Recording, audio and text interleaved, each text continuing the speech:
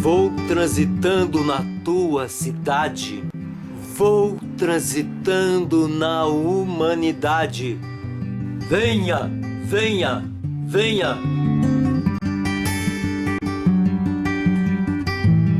Poeta Casulo, se apresente para nós. Opa, satisfação aí. Eu sou Gilmar Ribeiro, mais conhecido como Poeta Casulo.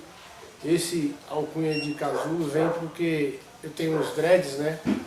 E aí, para proteger os dreads dos vapores de tinta, dos pós, das graxas do meu dia a dia, da minha profissão, eu acabo usando aquelas toucas. E aí um amigo olhou e falou: ô Casulo, aí ficou o apelido Casulo e eu gostei. Ao invés de eu achar ruim, eu gostei e acabou virando meu nome artístico. Aí eu assino nos meus poemas também que eu recito, no que eu publiquei, é Casulo, né? Virou um pseudônimo. E aí, primeiro veio a poesia, né? Participando do Sarau da Cooperifa, mas dentro do Sarau da Cooperifa houve uma semana de arte moderna lá em 2007, que era uma releitura da semana de 1922, que o Sedvais propôs. Então seria uma antropofagia periférica. E aí tinha um monte de pessoas participando, o pessoal do grafite, o pessoal do cinema, com documentário. Eu falei, vou tentar fazer alguma coisa com as coisas, porque eu trabalhava em oficinas, quando eu trabalhava como empregado, eu via toda essa geometria, essa possibilidade de transformar essa geometria automobilística em algo além da peça do carro, que foi feita ali só para colocar no carro. Então tinha esse olhar tridimensional. Eu sabia que se eu pegasse várias peças e colocasse num corpo só, fazendo essa parte mais agregando, né, e menos interferindo, eu ia ter um resultado diferente, um resultado estético um pouco diferente do que está ali, né? Então assim, o engenheiro, se for levar um engenheiro que projetou algumas peças automobilísticas numa exposição minha, ele vai reconhecer que está tudo ali. Eu só peguei daqui peça, braço, tronco, membros, juntei num corpo só e transformei nessas coisas que eu faço aí, que essas esculturas que eu denominei, eu preferi chamar de metalmorfose, porque é uma coisa meio contraditória. Eu estou sempre tentando buscar imagens, semelhanças de animais e plantas em sucatas de máquina, né? Por isso a coisa contraditória do metalmorfose, né? E aí, quando eu cheguei nessa possibilidade de fazer essas esculturas, eu já tinha um trabalho poético. Então, assim, no fundo, também tem uma poética nisso, porque é como se eu ilustrasse o poema. Ao invés de eu escrever com as palavras que eu tenho no meu vocabulário, eu ilustro, né? Então há uma poética, pegar um platô de embreagem, 2 elevadores de capô, né, aqueles bracinhos que prendem o capô do carro, um coxinho de motor e 2 pastilhas e fazer uma tartaruga. Não foi eu que fiz isso aqui, eu só juntei coisas. Quer dizer, o cara projetou isso aqui, que é um platô de embreagem, o outro projetou isso aqui para poder fazer o capô do carro levantar, o outro projetou uma pastilha de freio, o outro projetou um coxinho de motor, eu juntei tudo num lugar só, achei uma tartaruga, um sapo tartaruga, uma coisa... Não é realista, é uma coisa que também não tem aquele realismo, mas ao mesmo tempo eu não quero interferir. Se eu pegar uma chapa lisa, eu faço o que eu quero. Nesse caso aqui eu obedeço um desenho que já está pré-pronto, que está aí, está no mercado. Como existem milhões de possibilidades geométricas nesse mercado automobilístico, eu exploro isso. Eu garimpo essas coisas e transformo nessas coisas que eu chamo de metamorfoses, né? Que seria... Tenho 60 peças até agora, mas material para fazer mais um monte por aí, né? Como é que vem o processo de criação? Cara, eu parto de um garimpo, né? Uma leitura. Eu observo o objeto que tem aquele desenho e falo com o que isso parece, qual a semelhança disso? Se eu juntar isso com aquilo outro, que semelhança tem? É isso, eu não faço um esboço, é uma leitura, é um garimpo mesmo, é procurar semelhanças de animais e plantas e sucatas de máquina. Entendeu? Tudo que tem por aí nessa parafernália de objetos que se encontra por aí nos ferros velhos. Às vezes passa um cara aqui com um carro de reciclagem e eu vejo alguma coisa em cima que eu acho interessante, eu bato o olho e falo, isso aqui serve para alguma coisa. Eu tenho um pedaço de uma escultura aqui, eu tenho uma parte dela, e daí o resto. Aí você vai buscando, entendeu? É juntar objetos, né? E essa criatividade sua, esse despertar, ele veio inspirado em alguém? Velho, esse olhar que eu tenho, ele não, assim, lógico que a gente tem muita referência, né? Muita referência. Há quem diga que a minha obra é um pouco dadaísmo, né? Porque eu acho o seguinte, não é nem conhecimentos, eu me faço de criança para fazer essas coisas. É como se eu tivesse 10 anos de idade. Porque se eu olhar com um olhar de adulto, eu vou censurar, é sucata, é lixo, eu não vou ver valor estético nisso. Então, o lúdico que eu consigo para fazer as peças é um olhar de criança. É como se eu estivesse brincando com aquela sucata, tivesse uns 10 anos, moleque, brincando, então eu tiro todo aquele lado sério da funilaria, da pintura, que busca uma certa qualidade no serviço, uma certa perfeição na execução do serviço, e depois eu falo, não, peraí, chega, passei o mês inteiro fazendo a coisa certa, nivelando peça, pintando, acertando cor, desamassando o carro, alinhando estrutura. Nessa hora que eu vou fazer a escultura é como se eu estivesse brincando, então toda aquela parte séria que a funilaria, que a pintura exige, eu já vou falar, não, peraí, é sucata. Então a sucata aqui eu não pinto muito bonito, se tem um corte vai ficar, se tem um ferrugem vai ficar, porque a ideia é essa. A ideia, a beleza está toda essa parte que o tempo faz, né? A sucata, ela já pressupõe que ela não é mais novinha. É sucata. Novinha é a peça quando você compra lá na loja, que vai botar no carro ainda com um amortecedor que ainda está com o óleo perfeito, que ele não está vazando o óleo. É um pneu que não está careca. É um disco de embreagem que não está desgastado. Quando se trabalha com a sucata tem todo esse desgaste, né? É metal que está desgastado. Então, E há quanto tempo você despertou para a arte? eu acho que desde moleque eu tenho isso, entendeu? Eu só não praticava, né? Mas esse olhar poético, essa coisa essa inquietação, né? Você olha uma árvore, você não vê só uma árvore quando você tem esse olhar poético. A árvore é muito mais do que uma árvore, ela é uma moradia de um pássaro, ela é uma fonte de alimentos. Você não tem um olhar simples. Por exemplo, eu cortei um pé de caqui que tinha dentro desse espaço aqui, com muita pena, porque não tinha condição de manter ele, porque precisava fazer o galpão e tal. Fiz de tudo para tentar manter ele, acabou que não rolou. Tinha uma trepadeira já matando ele também. Inclusive a trepadeira está até ali, que eu vou fazer uma obra de arte com ela, está ali. Eu tenho um monte de ideia para fazer, que era do pé de caqui. E aí eu cortei o pé de caqui e virou uma poesia, que eu fiz assim, ó. O corte do pé de árvore frutífera doeu no coração. Aqui, ali, acolá, espalhado junto às folhas e os galhos pelo chão. E os pobres passarinhos perderam seu ponto de encontro e alimentação. É isso, acho que esse despertar artístico, essa ideia de olhar essas possibilidades poéticas nas coisas, já trago desde pequeno, é meio que um dom, entendeu? A gente vai despertando mais com o dia a dia, né? Com o passar do tempo. Não acho que eu aprendi isso com ninguém, entendeu? Até porque eu nunca fiz faculdade de artes plásticas, nada contra quem faz, quem precisa fazer, entendeu? Mas assim, existe essa lei áurea em tudo, né? Esse equilíbrio, essa assinatura que está em tudo. Então a gente olha essas formas aí, observa que isso com aquilo combina, busca uma harmonia, entendeu? Nada mais que harmonizar coisas no mesmo corpo, né? É isso que eu faço. Hoje você tem quantas peças prontas? Eu tenho mais de 60, eu não contei, eu tenho uns 60 e poucas peças. Eu não sei 60 e exatamente. poucas peças. Tá. E como é que vê essa ideia da exposição no Centro Cultural Grajaú? Cara, é mais uma que já fiz um monte ali, sabe, assim, relâmpago, não para durar um mês, assim, quanto essa.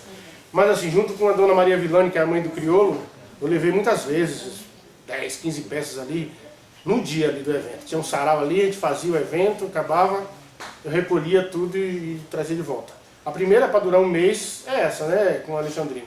Mas antes dessa eu fiz em outras escolas, eu vou muito em escola, porque meu trabalho fala muito com a criançada, entendeu? A molecadinha olha assim, se identifica na hora. Porque é aquilo que eu falei, como eu tenho esse olhar de criança ali para compor elas, as crianças se identificam. Às vezes o moleque está do lado do pai, o pai pergunta: o que é isso aqui? O que você quer dizer com isso aqui? O moleque vai e fala o nome, ele já vê rápido, ele pega muito rápido isso aí. Então quando a gente faz a exposição na escola, tem esse lado lúdico que é aguçado na criançada. Então é isso, essa troca, né? Eu vou muito em escola, fiz muito centro cultural, fiz muitas mostras da Cooperifa, essa exposição. Fiz a última exposição antes da pandemia, eu fiz na Assembleia Legislativa, ficou lá mais ou menos um mês também. Deu uma repercussão boa. Tem uma peça minha que eu participei de um projeto chamado Reciclos, que foi eu e mais 13 artistas de São Paulo, cada um trabalha com um tipo de material diferente. Eu fiz uma obra com um feixe de mola chamado Jacaré Fóssil. Inclusive essa obra foi doada para o Museu de Salvador, está lá no MAN de Salvador. Eu tenho uma peça que está no Instituto Lula, que eu fiz em homenagem ao Luz para Todos, que é em homenagem ao Corinthians, que é uma máscara de São Jorge, e ele é corintiano e tal, e tem toda uma coisa, ela remete também a Ogum, que é um guerreiro. Sim. Acabei que eu doei pro Lula também no encontro que a gente teve com 80 artistas aqui na periferia, um pouco antes dele ser preso, né? E ele falou, porra, vou guardar e tal, não sei onde está, se está no Instituto Lula, se está em algum acervo dele, se está guardado em algum lugar ali. Você tem pegou foto? Com o maior carinho. Tem foto? Tem uma foto, ele recebendo a peça. Ah, é? Ah, depois passa para nós. Então, que legal, né? E quando você está criando assim, uma peça, é a mesma coisa que criar uma poesia? Eu parto do mesmo princípio, acho que a parte cerebral que é despertada é a mesma. A diferença, igual eu te falei, ao invés de usar palavras, eu uso material, é como se fosse a ilustração do poema, né? É uma forma de ilustrar, não é uma forma de escrever com linguagem, né? A linguagem é outra, né, no caso. Sim, então além desse trabalho artístico que você trabalha, a maioria trabalha com peças, né, recicláveis, né? Você também é poeta. Esse foi meu primeiro despertar, né? Quantos livros de poesia você tem? Eu só tenho um publicado, mas eu tenho material para mais uns 5 escrito aí. Estou na segunda edição do meu primeiro livro ainda, né? Mas eu tenho material. A pandemia me atrapalhou de ter publicado, era para eu ter publicado o segundo já. Mas agora eu estou já preparando material aí para mandar já para... Você tem um poema que pode ilustrar a tua arte? Minhas artes plásticas? No meu livro tem um poema chamado Metamorfose, que fala um pouco sobre dos olhos para fora mora a liberdade. É um livro de prosas filosóficas, é uma ideia meio desconstruída, né? Esse livro aqui eu não usei muita rima, eu fiz uma coisa meio embrionária, assim. Eu tinha muitos amigos do rap e tal, até hoje tenho, né? E eu falei, vou escrever um livro para os caras lerem um texto aqui e de repente despertar uma ideia para fazer uma rima gigante. Mas a ideia é essa, é semente. A semente você coloca ela pequenininha, ela germina e vira uma coisa maior. A ideia era essa, é fazer uma coisa meio embrionária nesse livro. E eu desconstruí o máximo que eu pude para poder ter esse resultado aqui. Então, metamorfose. A criatividade humana pode até ser ampla para o uso da matéria-prima, mas não se esqueça de que aquilo que tornamos extinto durante nossas metamorfose não se guarda a fórmula. E o que se faz nas formas são apenas estátuas de ferro, madeira, bronze, barro, ouro ou prata. Com ou sem mecanismo, são simples cópia dos originais, feita pelos próprios predadores, tentando se desculpar pela destruição das verdadeiras obras-primas, que possuíam vida própria e autor conhecido por muitos como Deus, o escultor do Jardim do Éden, paraíso que se perdeu nas lacunas do tempo durante a evolução humana. Maravilha. Metamorfose. Parabéns. Como o próprio Mano Brown fala, sozinho você não aguenta, né? Então assim, a gente tem que estar junto. Porra, os bandidos quando querem se unir montam uma quadrilha, quanto mais número de bandidos eles têm junto, mais forte eles ficam. A polícia sozinho, um cara não vai sozinho, tem um monte de cara por aí, um monte de viatura, tem uma corporação. Por que os artistas têm que ser sozinhos? Né? É essa união. Para fazer um jogo de futebol bem feito, precisa de 11 de cada lado. Por que eu tenho que ser artista sozinho, eu tenho que me sentir melhor que os outros e ficar por aí isolado achando que eu sou autossuficiente? Não, eu preciso do Daniel, eu preciso de você, eu preciso do Sérgio Vaz, eu preciso da Cooperifa, eu preciso dos coletivos. É isso, é essa troca, é essa união de artistas que faz a diferença. A gente pode transformar projetos de lei, porque nós estamos uma galera. Se eu for sozinho bater na porta de um político falando, ó, a gente exige que a quebrada tenha... O cara vai olhar para mim e bater a porta na minha cara e falar, quem é você? Você sozinho, é só um voto. Agora se eu chegar lá com um bonde, aí ninguém vai me respeitar, aí ninguém vai falar, porra, o cara não está só. Ele tem que ser ouvido, ele tem uma demanda que a gente precisa dar atenção. É isso, tá junto. Sozinho você não aguenta, igual o Mano Brown falou. E os coletivos é isso, o Sarau do Grajaú é parceiro do Clamato, o Clamato é parceiro da Cooperifa, do Sarau do Binho, e há quem diga que tem mais de 5 mil Sarau pelo Brasil aí acontecendo, né? E a Cooperifa, o Sarau do Ademar, o Alexandre não fez parte, foram os precursores nisso. Iniciaram isso há anos atrás, 20 anos atrás. Então você deixa uma mensagem para a juventude, para a sociedade, a importância da arte cultural na nossa vida? Sim, é de extrema importância. A gente viu isso muito na pandemia, né? As pessoas estavam dentro de casa, porra, começou a ver música, ver mais música, assistir peça, filmes. A arte é de extrema importância. Ah, o pessoal, a arte não enche barriga. Depende, não tem só uma fome de alimento biológico, existe uma fome de alimentos intelectuais, que é o saber, que é o conhecer, que é essas coisas também é de extrema importância. Pô, você assistir um bom filme, você sai. As pessoas quando vão na igreja, mesmo que tem o sagrado, que estão falando de Deus, aquilo, eles vão lá, eles se reúnem e eles ouvem culturalmente, tudo é cultura, inclusive a religião, é cultura, né? Seja ela qual for, seja de matriz africana, seja europeia, seja evangélica, seja católica, seja budismo, é cultura também, tudo é cultura, entendeu? Então eles vão lá, se reúnem, eles saem eles matam uma fome intelectual e espiritual e saem e passam dias bem. Depois sente necessidade de novo dessa fome, vai de novo na igreja. A gente vai nos saraus, a gente vai no cinema, a gente vai no teatro, matar essa fome para encher encher essa barriga que não é aqui, que é aqui, né? Que é da sapiência, que é do cérebro, que é esse preenchimento cultural, senão você fica com a mente, né, parecendo que o seu cérebro está dentro de um vidro de conserva, boiando para lá e para cá. Pra lá. Então, a cultura evita isso, evita que o cérebro fica boiando, você adquire um vocabulário melhor, você adquire consciência social, política, econômica, você aprende a discutir melhor, a ouvir melhor, que não é só falar, é ouvir, aprender com as pessoas, você não fica uma pessoa intolerante, porque você adquire essa fome, mata essa fome cultural. E a arte, o único alimento da fome cultural é a arte, seja ela qual for. Eu quero dizer que eu estou muito feliz hoje por mais uma realização aqui no nosso trabalho, mais uma edição do Sarau do Grajaú, e dessa vez no Centro Cultural Grajaú, abrindo com a exposição Metalmorfose do grande artista plástico Casulo. É o único artista plástico que trabalha com ferro. Vê se pode, né?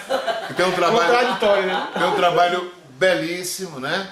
E que quando me chamaram para decidir que exposição levar, eu não pensei em outra. Pensei de cara, poeta Casulo, que além da sua poesia, transforma essas belezas aqui, né? Restos de carro em peças incríveis, né? Casulo, que é um grande parceiro, talentosíssimo poeta e que tem contribuído muito com o trabalho que a gente faz no Grajaú e na periferia de uma maneira geral, né?